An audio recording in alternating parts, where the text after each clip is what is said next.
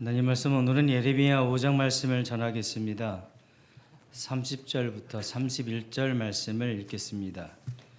이 땅에 기괴하고 놀라운 일이 있도다. 선지자들은 거짓을 예언하며 제사장들은 자기의 권력으로 다스리며 내 백성은 그것을 좋게 여기니 그 결국에는 너희가 어찌하려느냐. 아멘. 꼭 한 달 전인 것 같습니다. 10월 27일 우리 교회에서 담임 목사 취임식이 있었던 그날 한국교회 연합예배가 광화문 시청광장, 서울역 그리고 여의도 일대에서 드려졌었습니다. 공식 명칭은 한국교회 200만 연합예배 및 큰 기도회였습니다. 그리고 집회의 목적은 차별금지법 제정 반대 및 동성혼 허용 반대였습니다. 이 집회를 본 세상 사람들은 비판적인 말을 쏟아냈습니다. 왜 한국교회는 매번 정신 나간 짓만 하느냐고 말입니다. 그리고 말하기를 개신교가 사랑과 포용의 종교가 아닌 혐오의 종교가 되었다고 주장했습니다.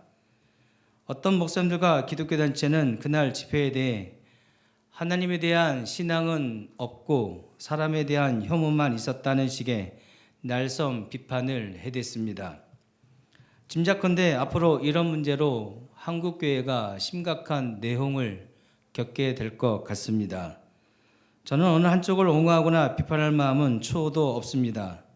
다만 묵상하는 가운데 받은 오늘 말씀을 통해 하나님의 뜻을 전해드리도록 하겠습니다. 먼저 본문 30절에는 이 땅에 귀괴하고 놀라운 일이 있다고 말씀하십니다. 원문을 그대로 직역해드리면 기괴한 죄악과 엄청난 범법행위가 이 땅에서 저질러지고 있다는 뜻입니다.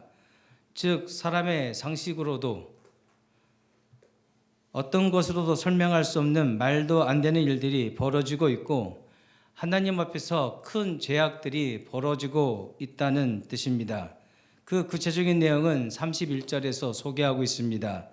선지자들은 거짓을 예언하며 제사장들은 자기 권력으로 다스리며 내 백성은 그것을 좋게 여기니 그 결국에는 너희가 어찌하려느냐.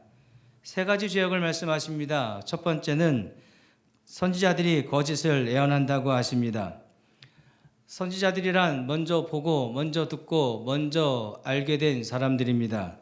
하느님께서 이들에게 먼저 보여주시고 먼저 들려주시며 그리고 먼저 깨닫게 해 주셨기 때문에 미리 알게 된 것뿐입니다. 그리고 이들에게 미리 알려주신 이유는 그 깨닫고 알게 된 사실 백성들에게 잘 전달해 주라고 정확하게 전달해 주게 하시기 위함입니다. 그것이 선지자가 할 일이고 그거 하라고 선지자로 임명한 것입니다. 그런데 선지자들이 그 일을 제대로 하지 않았는데 단순히 태업을 한 것이 아니라 아예 거짓을 예언했다고 합니다. 그럼 왜 이들은 거짓 예언을 한 것일까요? 사실을 정직하게 말을 하면 사람들이 싫어하기 때문입니다. 무슨 뜻이냐면 사람들이 듣기 좋은 이야기, 듣고 싶은 말을 해주어야 헌금도 더 하고 소위 복채 같은 수입도 많아지니 먹고 사는 데 지장이 없으려고 지장받지 않으려고 그렇게 했다는 것입니다. 속담에 중이 연불에는 관심이 없고 제밥에만 관심이 있다는 말이 있는데 꼭 그 꼴이 된 것입니다. 그러나 하나님은 이 일을 매우 심각하고 큰 죄라고 지적하시는 것입니다. 지금 사람들이 망하게 되고 죽게 되었으니 심각하게 경고해 주어야 되는데 사람들이 듣기 싫어한다는 이유로 아예 어떤 경고도 하지 않는 무늬만 나팔수가 되었다고 말씀하시는 것입니다. 하나님께서 제때제때 경고하라고 나팔 주시고 나팔수로 임명하셨는데 정작 필요할 때 나팔수가 나팔을 불지 않는 것입니다. 이것은 오늘날 말씀 맡은 종들에게 주시는 말씀이기도 합니다. 모든 말씀을 맡은 종들은 하나님의 말씀과 그 뜻을 듣는 사람들이 싫어해도 바르게 전해야 되는 사명과 의무와 책임이 있는 것입니다. 에스겔 2장 7절 말씀을 보시면 그들은 심히 패역한 자라 듣든지 아니 듣든지 너는 내 말로 구할지어다 하고 말씀하십니다. 말씀을 들어야 할 자들의 상태가 심히 패역하여서 말씀을 듣지도 않겠지만 그래도 전하라는 것입니다. 상대방이 뻔히 안 들을 걸 아는데도 전해야 한다는 것은 전하는 입장에서 힘 빠지고 맥 빠지는 일이라 할 수 있을 것입니다. 에스겔 2장 5절 말씀에는 이런 표현도 나옵니다. 그들은 패역한 족속이라 듣든지 아니 듣든지 그들 가운데 선지자 있을 줄은 알지니라. 저들은 말을 전해줘도 소용이 없겠지만 적어도 내 말을 전하는 선지자가 있는 것은 알게 해주라는 것입니다. 그러니까 하나님 말씀을 들으려고도 하지 않는 백성들이지만 저들이 선지자를 보고 그 뒤에 하나님의 존재를, 하나님이 계신 것을 생각이라도 할 수 있게 해주는 것, 그것 또한 선지자의 사명이라는 것입니다. 저는 이 말씀을 통해 교회가 이 시대에 필요한가라는 질문에 대한 답을 찾았습니다.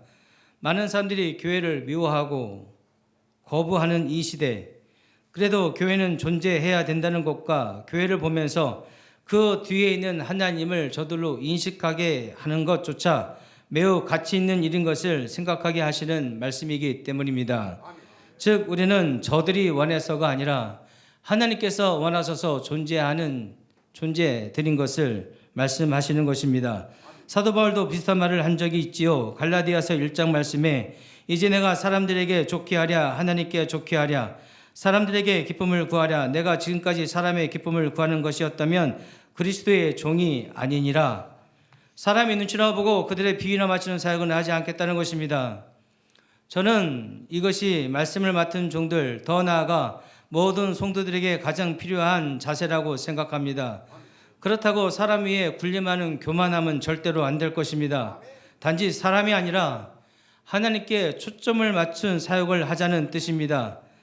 즉 사람을 기쁘게가 아니라 하나님을 기쁘시게 해드리는 사역, 하나님의 마음을 시원케 해드리는 것이 우리 직분 맡은 종들에게 필요한 자세인 것입니다. 잠언 25장 13절 말씀을 보시면 충성된 사자는 그를 보낸 이에게 마치 추수하는 날에 얼음 냉수 같아서 능히 그 주인의 마음을 시원케 하느니라고 기록합니다. 성도로 부름받은 저와 여러분 은사와 직분 각기 다르지만 모두가 하나님의 일을 맡은 자로 부름을 받았습니다. 그 부르심에 맞게 하나님을 기쁘시게 해드리고 주인의 마음을 시원케 해드리는 종들 되시기 바랍니다. 그래서 내가 이 일을 왜 하고 있는가, 나에게 맡겨주신 이 직분은 누구를 위함이고 나에게 이 사명이 왜 주어졌는가를 정확히 알고 있어야 하는 것입니다. 오늘 여러분 손에 들려주신 그 나팔은 무엇입니까? 그것이 여러분의 사명이고 직분이고 직무인 것입니다. 그 나팔 잘 감당하시고 칭찬받는 종들 되시기 바랍니다. 31절에 나오는 두 번째 죄악은 제사장들은 자기 권력으로 다스리고 있다는 것입니다. 자기 권력으로 다스린다는 말은 하나님께서 주신 권력이 아닌 것으로 권력을 삼았다는 뜻입니다. 하나님께서 주신 권력은 성전의 일을 맡은 자로서 그 일을 잘 감당하려고 주시는 권위와 능력을 말씀하시는 것입니다. 이뿐 아니라 성전에서 수고하고 봉사한 일을 하는 데 필요한 모든 것을 공급해 주시고 제공해 주신다는 의미가 담겨져 있습니다.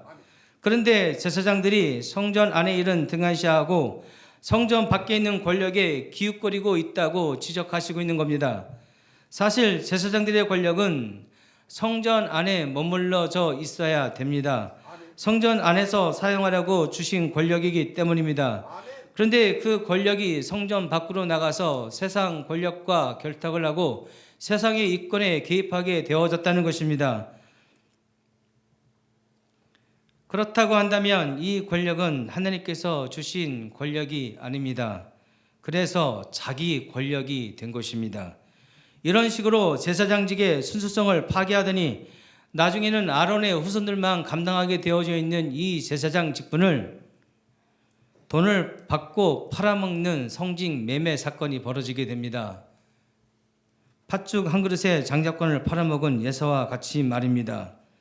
실제로 예수님 당시의 제사장들은 아론의 혈통이 아닙니다. 이방인들과 피가 섞인 이상한 자들이 당시 제사장 노릇을 하고 있었습니다. 상황이 얼마나 심각했는지 주님께서 성전 안에서 장사하는 자들의 상을 엎어버리셔야 했을 정도였습니다. 요한복음 2장에 그 내용이 나오지요.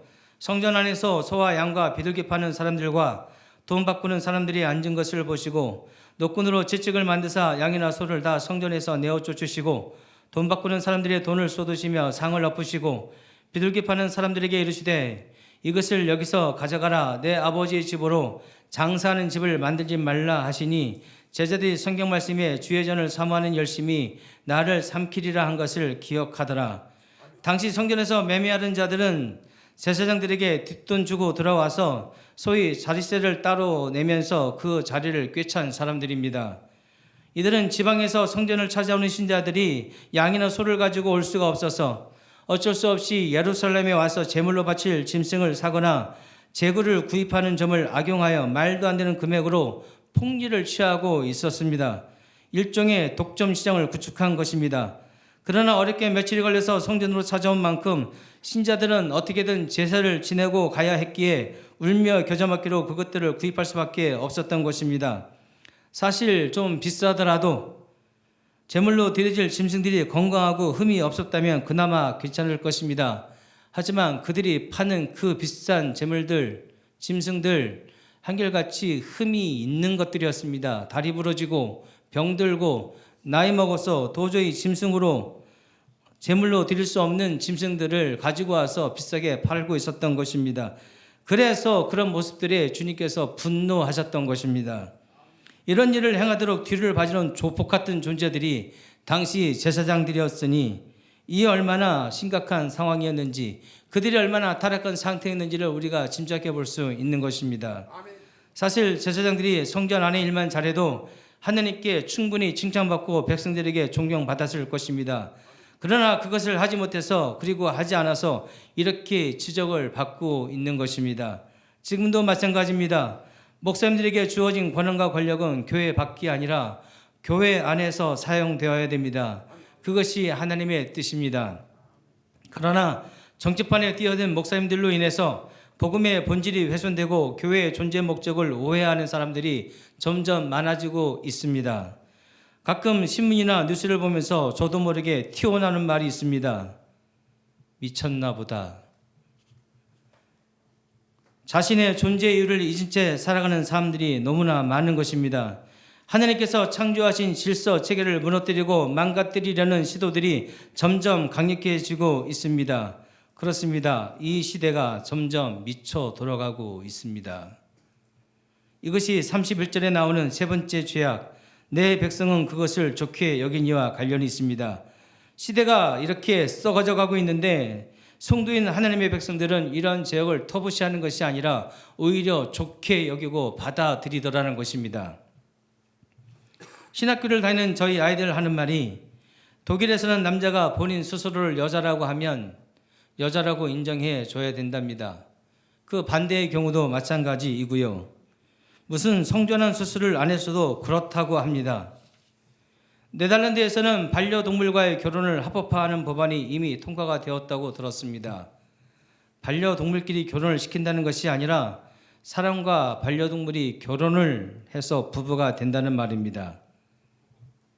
이것이 전혀 이상하지 않은 세상, 오히려 이것이 합법이고 상식이고 문화가 되어가는 이상한 세상이 되어져 가고 있다는 것입니다. 여러분 상상이 되십니까?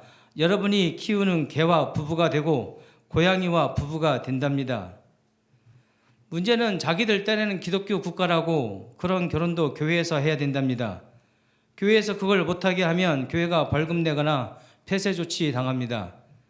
그런 주례를 거부하면 목사는 감옥 가야 됩니다.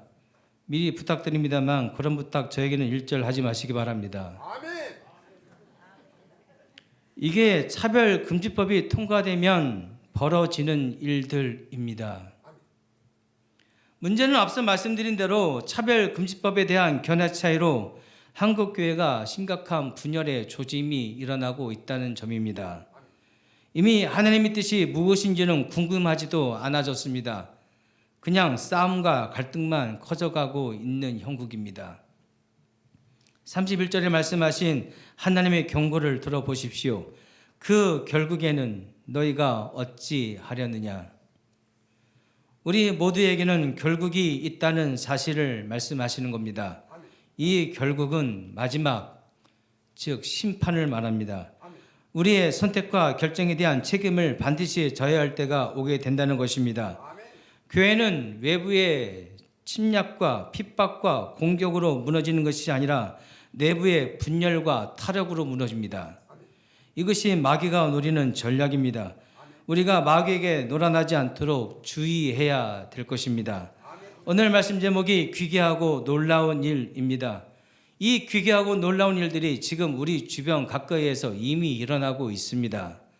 적어도 여러분의 인생과 우리 교회에서만큼은 이런 일이 절대로 일어나지 않기를 바랍니다. 주님 오시는 그날까지, 주님이 부르시는 그날까지 맡겨주신 사명과 직분 그리고 직무 잘 감당하셔서 결국에는 잘했다 칭찬받는 종들 되시기 바랍니다. 기도하겠습니다. 하나님